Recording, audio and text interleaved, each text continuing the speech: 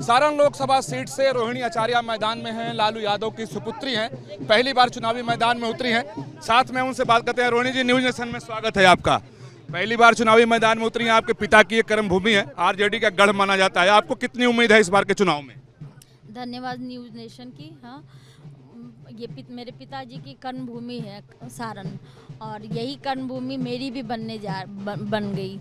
तो मैं सारण की जनता को बहुत ही शुक्रगुजार हूँ। हाँ, इतना प्यार, धूप में खड़े हैं 3 घंटा 4 घंटा, सारे मेरे नौजवान भाई, महिलाएं, बेटियां, बहन, सारे धूप में खड़े होकर के इस बेटी को गले लगा रहे हैं, आशीर्वाद दे रहे हैं, फूलों की बारिश कर रहे हैं। तो ये बेटी भी, इनको बस यही बोलना चाहती है कि अपनी इस बेटी पे भरोसा रखिए।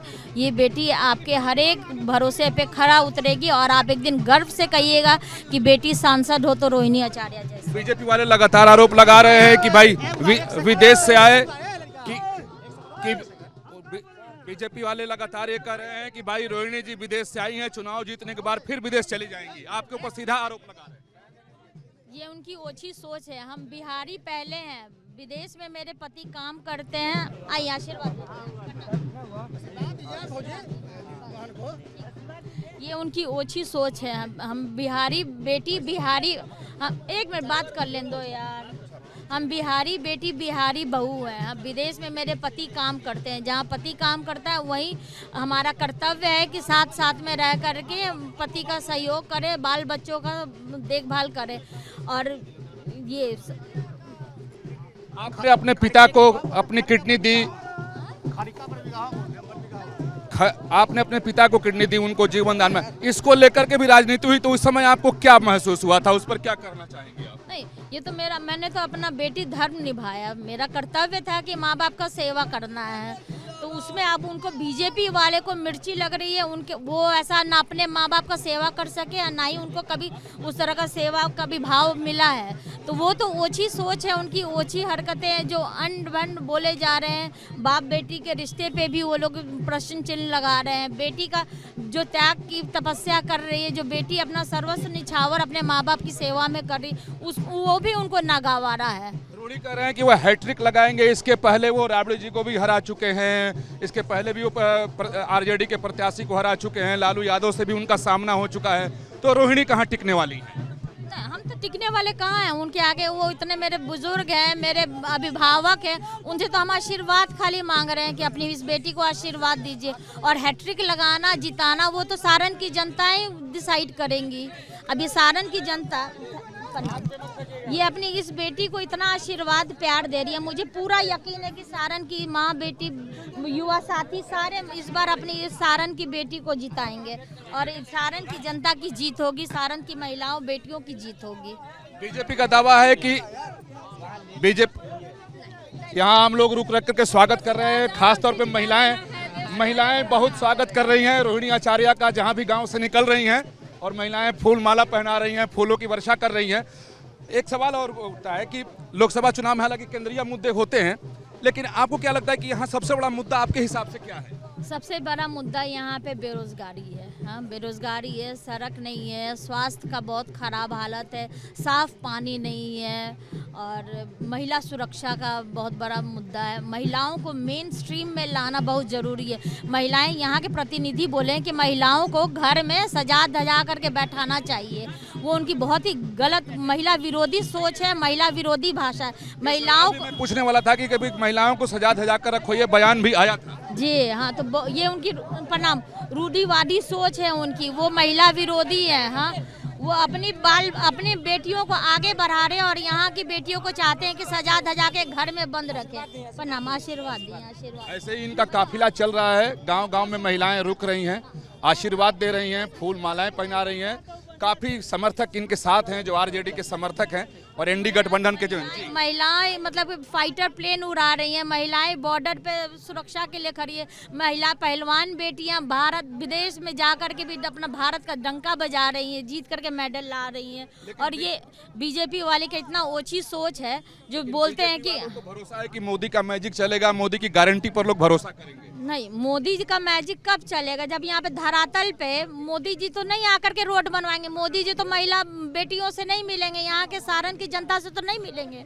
जो भी ये होगा तो यहाँ के जनप्रतिनिधि ना काम करेंगे कि मोदी जी आएंगे काम करने के लिए यहाँ पे वो अपने काम के बदौलत वोट मांगे ना। मोदी जी का चेहरा तो है ही, वो तो भारत के प्रधानमंत्री है ही, लेकिन यहाँ पे सारण की जनता सांसद चुन रही है, ना कि प्रधानमंत्री चुन रही है। एक जगह काफिला रुका रोहिणी आचार्य का, ये सब महिलाएं देखिए इनसे मिलना चाहती हैं, हाथ मिला रही हैं, हाँ, और ये सबसे आशीर्वाद ले रही हैं। सभी महिलाओं से कह रही हैं कि आशीर्वाद दें।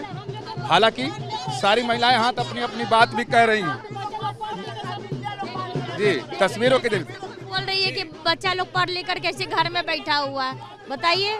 तो यही तो रोजगार आशीर्वाद दे रही हैं। तो क्या आपको उम्मीद है कि सारण की बेटी को सारण की जनता आशीर्वाद देगी? महिलाएं तो दे रही हैं। हाँ, मुझे पूरा भरोसा है कि इस बार सारण की जनता, सारण की महिलाएं, सारण के छात्रों की, बुजुर्गों के आशीर्वाद से इस बार सारण की बेटी की विजयी होगी। इस बार मोदी का नहीं, आप मानती हैं लालू का मैजिक चलेगा?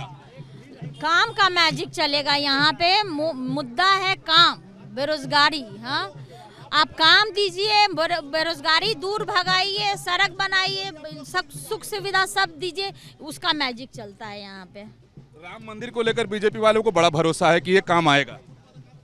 राम मंदिर खाली बीजेपी वाले लोग का नहीं ना, राम सबके राम है, बीजेपी राम लेकर के नहीं है, सबके राम है। नीतीश कुमार जी एक रोजगार को लेकर बहुत बड़ी बात बोलते हैं, जो शिक्षकों की जो भर्ती हुई उसके बाद से, उस पे आप क्या कहिएगा रोजगार को लेकर?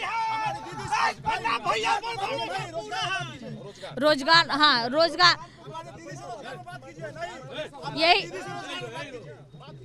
यही नीतीश कुमार है जो रोजगार पे बोलते थे। यही नीतीश कुमार जी हैं जो रोजगार पे बोलते थे कि रोजगार कहाँ से लाएगा, जेल से लाएगा। यहाँ पे समुंदर है जो रोजगार मिलेगा, असंभव, रोजगार नहीं मिल सकता। वहीं तेजस्वी यादव युवा क्रांति, रोजगार क्रांति लेकर के आया और 17 महीने में 5 लाख नौकरी दिया। चलिए, प्रणाम, आशीर्वाद दी ना, सर पे हाथ रख करके आशीर्वाद।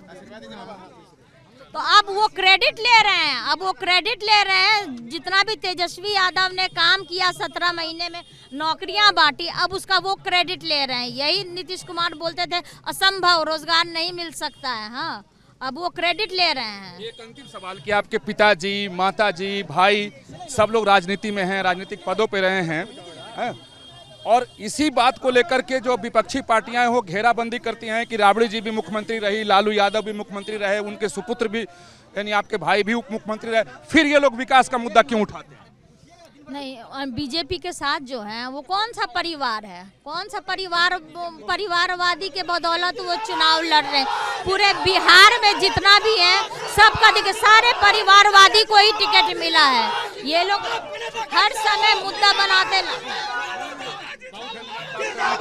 तो रोहिणी आचार्य लगातार अपना कैंपेन चला रही हैं, गांव-गांव घूमकर लोगों से मिल रही हैं, लोगों के बीच उनका रोड शो चल रहा है, महिलाओं से मिल रही हैं, साथ में तमाम सारे नौजवान जो हों वो चल रहे हैं।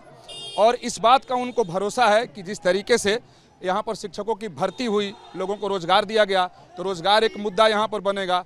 साथ ही चूँकि ये सारण जो है, यहाँ की जातीय समीकरण भी उनके पक्ष में वो बता रही हैं कि है, तो तमाम सारी ऐसी बातें हैं जिसको लेकर के उनको काफ़ी आत्मविश्वास है कि इस बार उनको जीत मिलेगी। तो वहीं बीजेपी का दावा है कि वो 2 बार राजीव प्रताप रूढ़ी जीत चुके हैं, तीसरी बार भी वो जीतेंगे, उनकी तरफ से दावा है। और यहाँ तक भी बीजेपी वाले दावा कर रहे हैं कि जो मोदी का मैजिक है और मोदी की गारंटी है, इस बार भी सारण में चलेगा। तो हालांकि यहाँ का परिणाम क्या होगा, इसके लिए इंतजार ही करना होगा कि सारण की जनता क्या तय करती है। वीडियो जर्नलिस्ट अतुल राज के साथ विकास चंद्र, न्यूज नेशन, सारण।